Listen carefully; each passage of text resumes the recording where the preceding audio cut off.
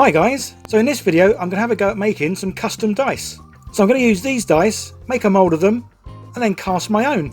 So step one is to prepare the dice for the mould. So I'm going to make a simple one-part mould. So I'm going to make a sprue for all the dice, and to do this I just need to drill a little hole, making sure I don't damage any of the numbers. And then I can glue in a bit of metal wire into the hole. As I don't want too much glue on the wire, it's easier if I dip the wire into a bit of glue and then I can place it in the hole. And then I can put that to one side and do the next one. So it's just a case of repeating this process, making sure I don't damage any of the numbers. I'm also only drilling into the flat areas. This way, once I've made the cast, it'll be easy just to cut the sprue off nice and flush. So this process took a little while, but it's worth putting the time in just to make it right. Then I'm using these little cups as the surrounds for the moulds, as they're a perfect size. So to secure each dice so it's floating in each cup, I'm just having this metal rod go along the top.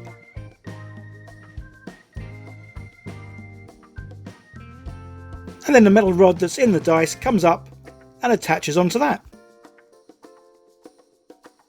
And that way the dice is then just floating in the centre of the cup, with the wire that's in the dice pointing straight up, as that's where I'll be pouring in the liquid resin.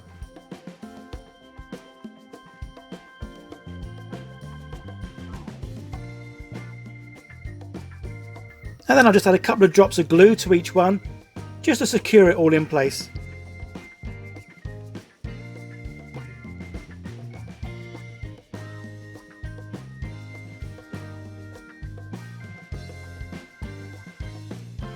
And once that's all done, on to step 2, pouring in the silicone rubber. So I'm still using this product from MBFG, which is mixed in a ratio of 10:1. I'm using the fast cast catalyst, which means the moulds will be ready in about 4 to 6 hours. So the best way to get the measurements exact is to use the scales. And then once they're in together, just keep mixing until it's one consistent colour.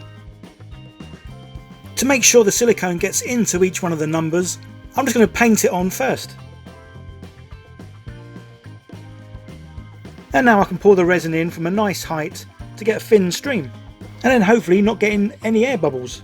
This is where having a pressure pot would be handy, as it would cause all the air bubbles to expand and to be released from the mould. And then once that's all done, we're left with this. Ah yes, well, we're left with this mess, but this isn't what I meant. This is what I meant. And then we'll leave these for a good 6 hours to cure. And then on to step 3, where we demold and have our fingers crossed it's all worked out okay. So here we go, they're all nice and firm now and ready to take the dice out. And to do this, we'll just cut the sides of these plastic cups, as we won't be using them again.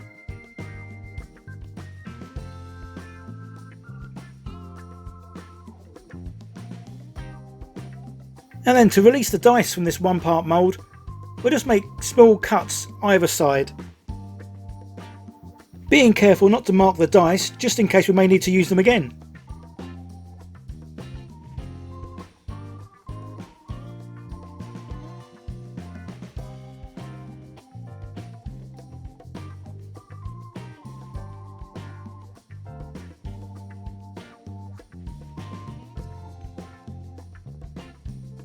So it comes out nice and easy, and the mould doesn't look too bad. There might possibly be some little air holes in there, but we won't find out for sure until we make the cast. And then I'll just go on to repeat this process for all the other dice.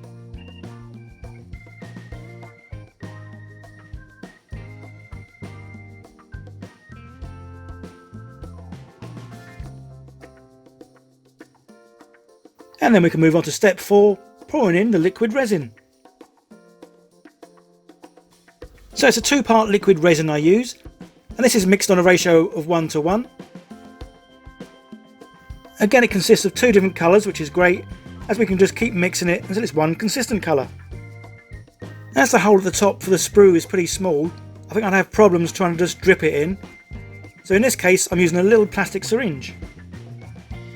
And this way I can squeeze the plastic resin in, making sure not to push any extra air into it. The only problem I may have is, having just the one sprue going in, I should really have another sprue coming out where the air can be pushed out. So I'm kind of hoping when I push the resin in, the air is going to get pushed out around the sides of this tube that I'm pushing the resin in, if that makes any sense. So this is a fast curing resin and only needs 20 minutes. And now it's time to see if it's worked or not. So straight away I can see there's lots of air still inside the mould, as the dice is only half formed. And checking the other dice, I can see this is kind of how it's going to look for all of them. But that's fine, it won't stop me, so we'll have another go. And this time I'm using the clear resin, which has a much slower curing time of about 12 to 14 hours. So I'm using this as this will give me more time to get more resin inside each mould.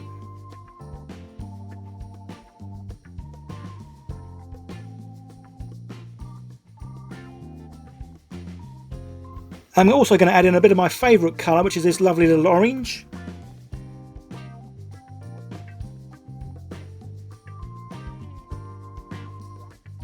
And again, I'm pouring it in using these plastic syringes.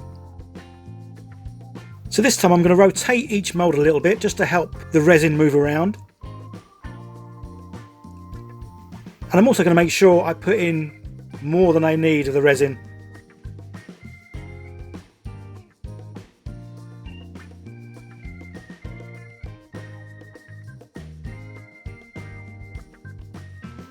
So I've left it to cure for about 14 hours. And again, the moment of truth, let's see if it's worked better than the first lot. Well, the first one still has a little bit of an air bubble there. And the second one's not much better. Definitely an improvement on the first lot, but there is still air trapped inside the moulds. So taking them all out, I can see that whilst there is an improvement on the first batch, these still aren't any good to use. So not one to be beaten, I'm going to go for third time lucky. So I'm going to try again with a fast curing resin. And learning from my previous attempts, definitely rotating the mould has helped. And again, just trying to get more resin into each one.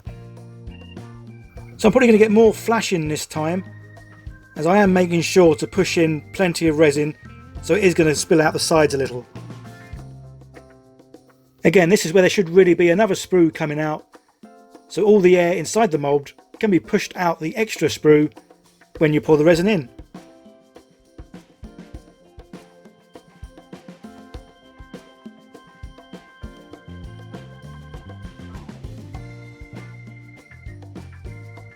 So again, another agonising 20-minute wait to see if I can actually use any of the dice that I'm making.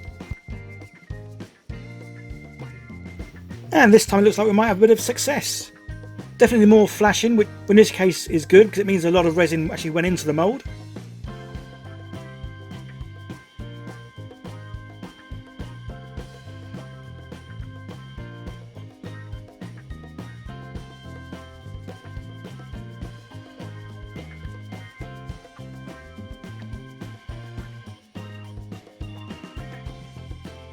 As I am pleased with how these have come out, I'm going to have another go at making some clear resin dice.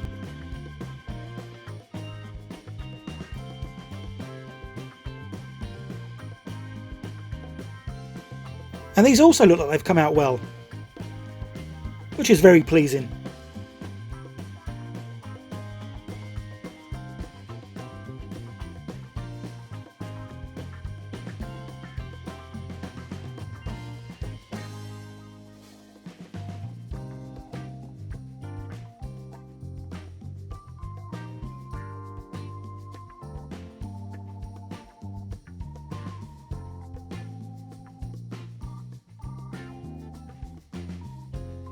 And on to step 5, painting in the numbers and painting some of the resin ones in different colours.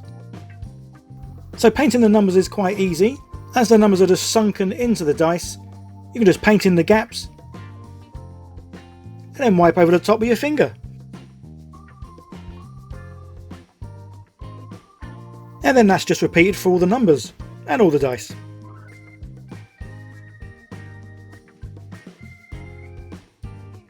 So on the whole, I think it's a 50-50 success rate.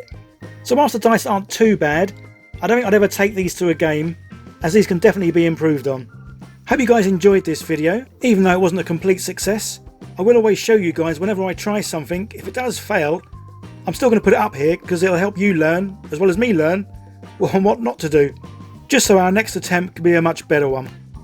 The moulds haven't come out too bad, but would definitely have been better if there'd been another sprue to release the air, and I could have used a pressure pot to make sure there was no air bubbles at all in the moulds. If you are new here, don't forget to subscribe and turn on the notification bell, just so you get informed of when my videos come out. If you are able, guys, it'd be great if you could share this on Twitter, your Facebook page or Facebook group, Discord and Reddit. That'd be awesome. Here's another video you can click on to see more of what I do. Okay guys, that's it. Bye for now.